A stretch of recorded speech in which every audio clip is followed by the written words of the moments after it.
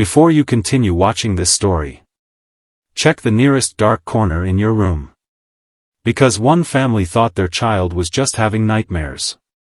Until one night, they heard their son laughing in the dark. Not crying. Not screaming. But laughing. With a voice that didn't belong to him.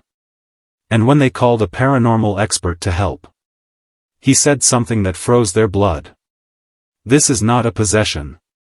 Something else is already inside him. It started with small things. At first, nothing seemed unusual about Ethan. He was only 8 years old. Quiet, polite, and always close to his parents. But one night, his mother noticed something strange. At exactly 3 a.m., she woke up to a sound coming from his room. A soft whisper. At first, she thought he was talking in his sleep. But when she opened the door, she saw Ethan sitting on the floor. In the dark. Facing the wall. His back toward her. "Ethan," she whispered.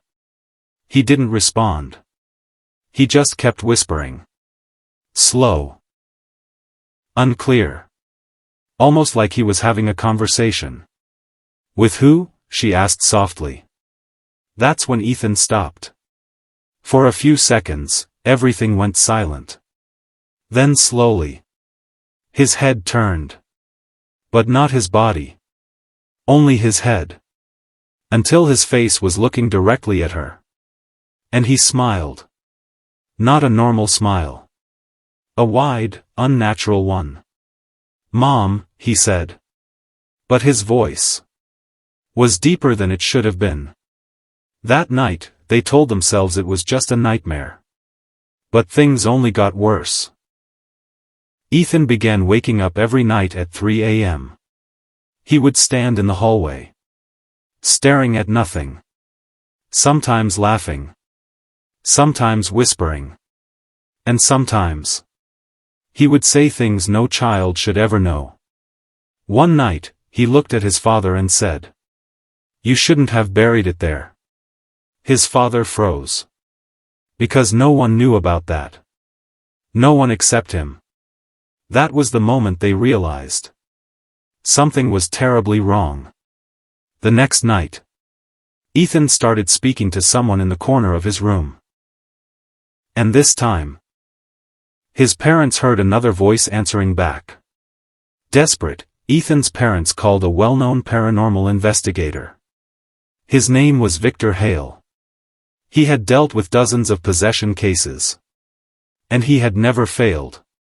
When Victor entered the house, he stopped immediately. His expression changed. "This house," he whispered. "It's already been opened." Ethan was sitting in the living room. Silent. Watching him. Victor approached slowly. "Ethan, can you hear me?"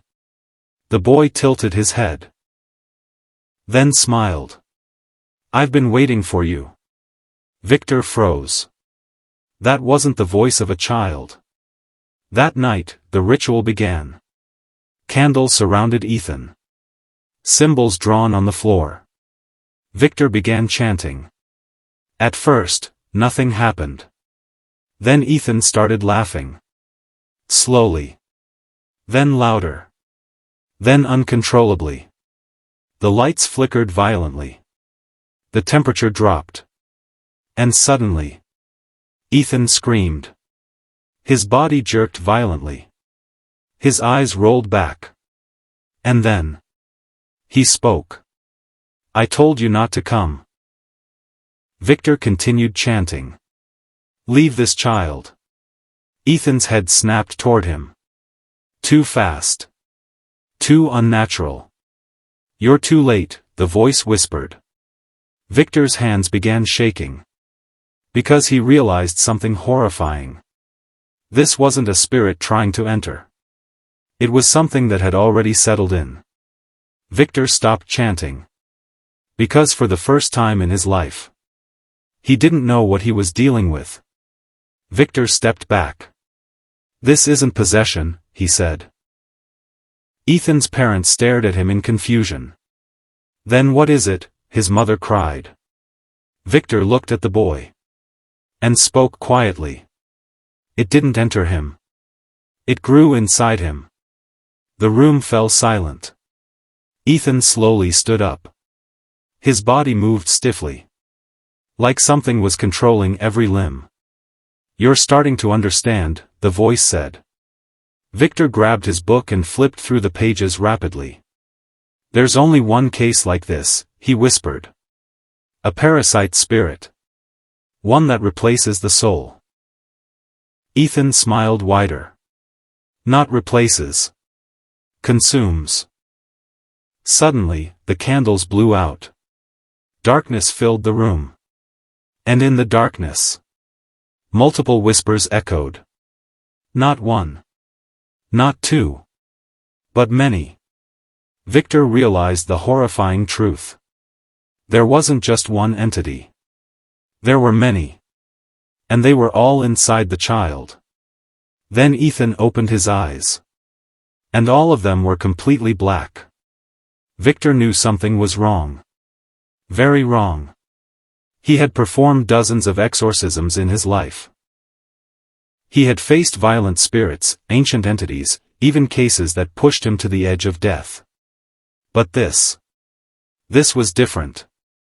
Ethan sat in the center of the ritual circle. Completely still. Too still. The candles around him burned low, their flames trembling as if something invisible was breathing over them. Victor tightened his grip on the worn book in his hands. "Stay with me," he whispered to himself. Then he began again. His voice rose louder this time, stronger, filled with urgency. Ancient words echoed through the room. The temperature dropped instantly. Frost crept across the windows. Ethan's fingers twitched. Then slowly, his head lifted. But his eyes remained closed. Victor stepped closer. "Leave this body," he commanded. "For this child does not belong to you." For a moment, nothing happened. Then Ethan's lips parted. And a whisper slipped out. "You're still trying?" Victor froze. That voice. It wasn't coming from Ethan's throat alone. It sounded layered. As if several voices were speaking through him at once. Victor continued chanting, faster now. The air vibrated with tension. The candles suddenly flared high. Then went out all at once. Darkness swallowed the room. Ethan's eyes snapped open. Pitch black. No whites. No pupils. Just endless darkness. And then, his body lifted. Slowly. Silently. Hovering just inches above the ground. Ethan's head tilted toward Victor. Too far. Too unnatural. "You can't take what's already ours," the voices whispered. Victor's heart pounded. "Get out," he shouted. Ethan laughed. The sound echoed unnaturally around the room, bouncing off walls that suddenly felt too close, too tight. "We're not inside him," the voices said. Victor's hands began to shake. "What do you mean?" he demanded. Ethan's smile widened. Wider than any human face should allow. "We are him." A sharp cracking sound filled the room. Ethan's body jerked violently in the air. Bones shifting. Stretching. Rearranging. Victor stumbled back in horror. "This isn't possible," he whispered. Suddenly, something moved behind Ethan. A shadow. Then another. And another. Shapes forming in the darkness. Tall. Thin. Twisted. They weren't reflections. They weren't illusions. They were emerging. From him. Victor realized the horrifying truth. The boy wasn't possessed. He was a doorway. A vessel. Something far worse. "Close it," Victor whispered in panic. He flipped through his book frantically, searching for something, anything, that could stop this. But before he could act, Ethan's body dropped. Hard. The lights flickered back on. The shadows vanished. The room returned to normal. Ethan lay motionless on the floor. Silent. Still. Victor stood there, breathing heavily. Sweat ran down his face. For several seconds, no one spoke. Then Ethan coughed. Softly. Slowly, he opened his eyes. Normal. Clear. Mom, he whispered weakly. His mother rushed forward, crying. Ethan. It's okay, you're okay. Victor didn't move. Didn't speak. Because something inside him was screaming. This wasn't over. Not even close. As Ethan hugged his mother, his eyes slowly shifted.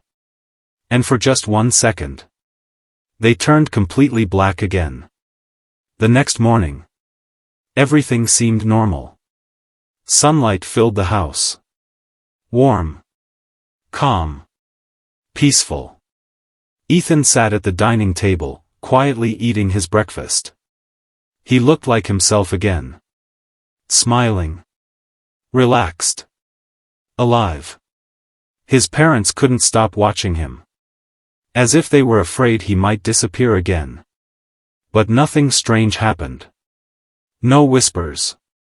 No sudden movements. No unnatural voices. Just silence.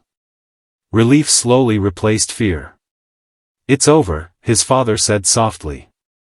His mother nodded, holding Ethan's hand tightly. Victor stood near the doorway. Watching. Still. Something inside him refused to believe it. He had seen too much the night before. Felt too much. And most importantly, he had heard what those voices said. We are him. Victor stepped closer to the table. Ethan, he said gently. The boy looked up. Yes? Victor studied his eyes. Clear. Normal. But something felt hidden. Do you remember anything from last night? Victor asked. Ethan tilted his head slightly. Then smiled. No, he said. I just had a bad dream. His parents exhaled in relief. But Victor didn't. Because that smile lasted just a little too long. Victor grabbed his bag. I should go, he said quietly.